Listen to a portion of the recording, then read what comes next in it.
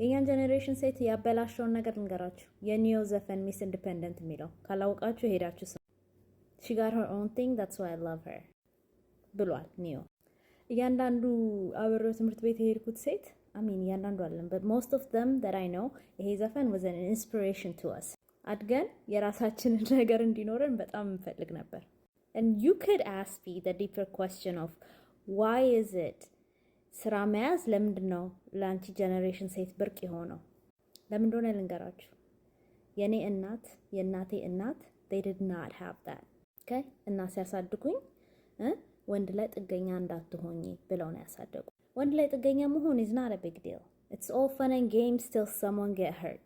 ነገር ግን if something was ever to happen, the fact that I'm confident enough የራሴን ስራ ሰርቼ ገንዘቤን አምጥቼ ልጆቼን ቤቴን ሁሉ ነገሬን ቴክ ኬር ማድረግ መቻሌ that's pride for me። ይሄ ነገር ደግሞ you know ከኔ ጀነሬሽን በፊት የነበሩት ሴቶች it's something that they fought for እኔ ይሄን ላግዠሪ እንዲኖረኝ ማለት ነው። so ለምንድን ነው ብርቅ ነው ወይ ስራ መያዝ ብርቅ ነው ወይ ቢልሽን መክፈል ብርቅ ነው ወይ ለአሜሪካን ሀገር ላይፍ ያ ብርቅ ነው ለኔ ብርቅ ነው for my ancestors ብርቅ ነው ከኔ በፊት ለቆሙት ሴቶች ብርቅ ነው okay it is ብርቅ I got my own thing and that makes me happy. It doesn't mean that if you don't have your own thing it doesn't mean you're less of a woman. It does but ለኔ that's my priority. That's what I was raised to look up to and that's what I have and I'm happy with it. So